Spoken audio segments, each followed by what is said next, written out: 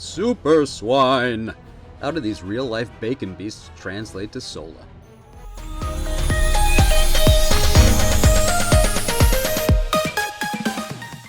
Hey there trainers, welcome back! You're with PewterCityJim, and today we're adding a few more pages to the old Sola Pokédex. A refresher for you returning viewers, and a heads up for anyone new, Sola is our Fakemon region project where I'm filling in a fictional fan Fakedex with, well, Fakemon. The region's based on Southern California and some of the surrounding areas. We've got deserts, cities, oceans aplenty, and today we're checking out a line of Pokemon that live in the woods.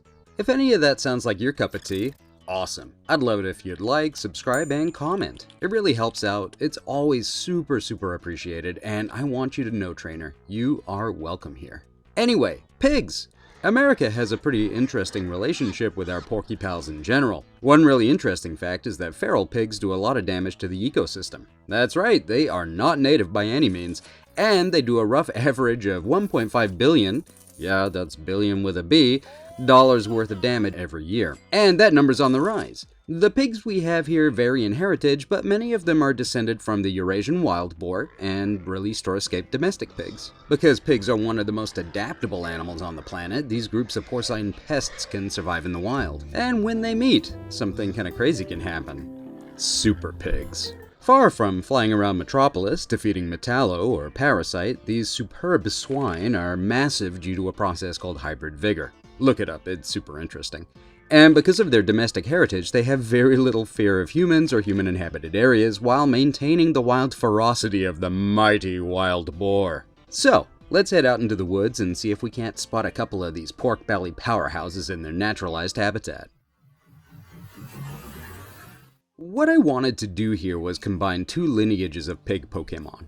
I know that in the games, hybridization and crossbreeding isn't really a thing. However, I have two ideas for Pokemon lines that take a little from a couple of species and kind of smoosh them together. This video features one of those ideas. The other will wait for now.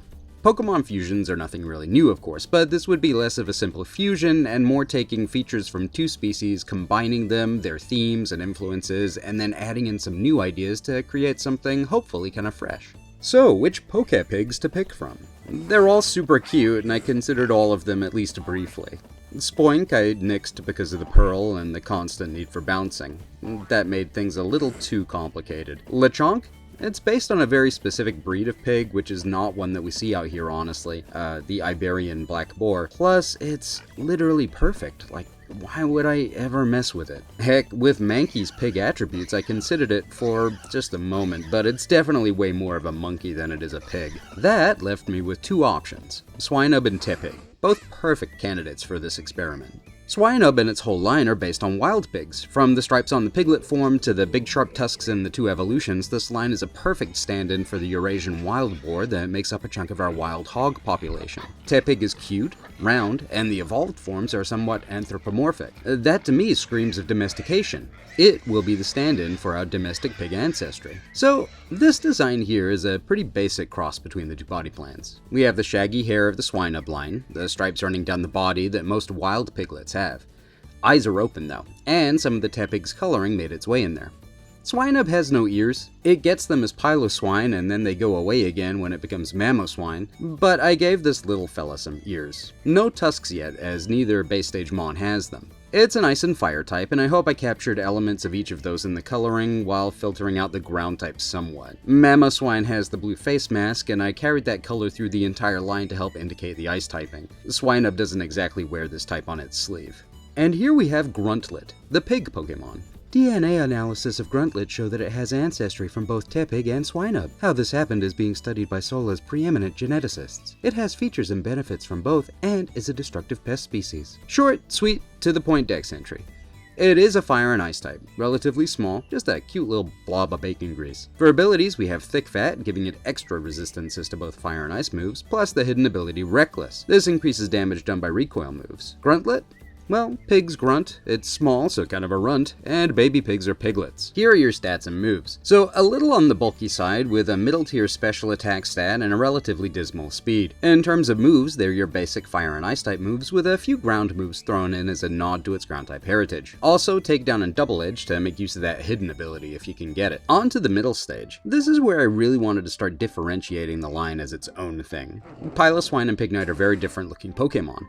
Combining their particular characteristics into one body plan is not the easiest thing to do. The idea came to me that when you combine ice and fire, you're going to get water, but with the constant heat of a fire type, that water would quickly become steam. Steam and pork. Well, the bao, or steamed bun, is often filled with pork, either char siu barbecue pork or ground pork and vegetable filling. Which one's better? Couldn't tell you. I love both equally. One of my favorite dishes, honestly. Gotta learn how to make them. Anyway, I decided to include some of that shape language into the design. The other thing I did was look at Pignite's little wrestling leotard design. It's a very anthropomorphic Pokemon in general, but it's one of those that looks like it's wearing clothes. I took that idea and combined it with Piloswine's shaggy hair to create sort of a caveman aesthetic. A primitive fur tunic seemed like a good fit for something that's regressing back to a more wild way of life due to the wild boar influence of Piloswine. From there, it was a bit of a no-brainer to have these big hands dragging on the ground a bit and give it sort of a dopey expression. The tusks are light blue and icy. And here we have Vapig, the wild boar Pokemon. Vapig are much smarter than they look. During the day, they conserve energy by sleeping a lot, but by night they tear up vegetation by the fistful to sate their hunger. The air is always more humid in areas these Pokemon gather. Still a fire and ice type.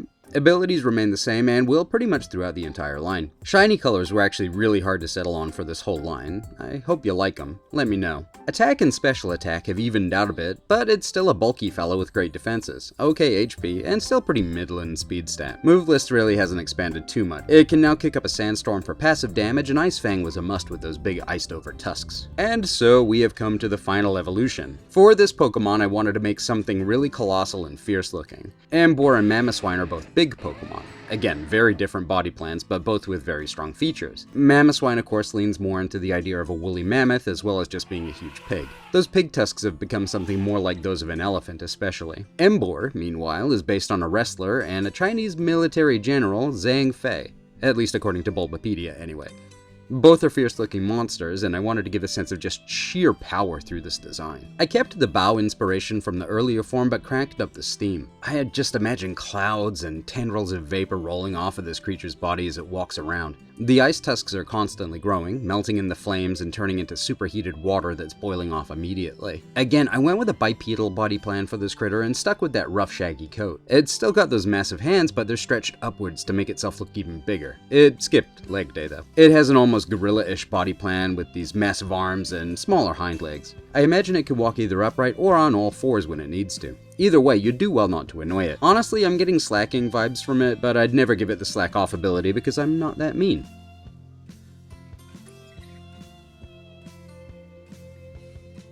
And here we have Barbacru, the feral hog Pokemon. Barbacru are an absolute nightmare in any ecosystem. The amount of food they must consume to keep their fires burning is beyond the ability of most biomes to provide. Couple that with the terrible temper and raw power, and you have a Pokemon that most inexperienced trainers should avoid.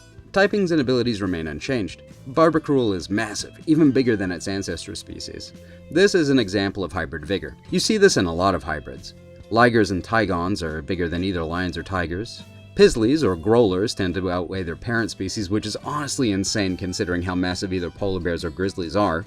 Super pigs, or hybrid feral hogs, are likewise just massive compared to the parent species, which again is nuts considering some full-grown domestic pigs can top the scale at 600 pounds. The name? Well, it's just a really bad pun. Barbacru. It's kind of cruel, and barbecue pork. Sorry. Also, barbarians kind of tie in with that whole caveman aesthetic we have going on. In terms of stats and moves, it's just a general upward trend for everything, though the speed remains its worst stat by a long shot. When you're this big and mean, you don't run from anything. Moves added are more powerful attacks from the fire and ice sets, plus Scald. The water it produces boils off, and it can shoot the water in a stream to boil opponents in battle. Plus, of course, we've got Earthquake. So, where would you find these feral foragers? There's a wild area in the north of the region that's all woodland.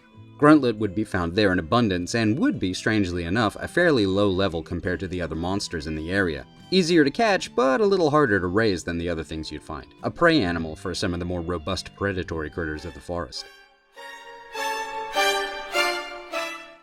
You might run into the middle form very, very rarely, like maybe a 5% encounter rate, but the final form is something you'd have to obtain yourself. It's a simple level up evolution, but you wouldn't see it until level 60. Anyway, that's what I got for you this time, trainers. What do you think of these designs? Do you like their hybrid origins, or is that too un-Pokemon for your tastes? Let me know in the comments. Next time we're going to be looking at a couple of other woodland Fakemon from this same wild area. Can't wait to catch you there, but in the meantime, take care. Bye!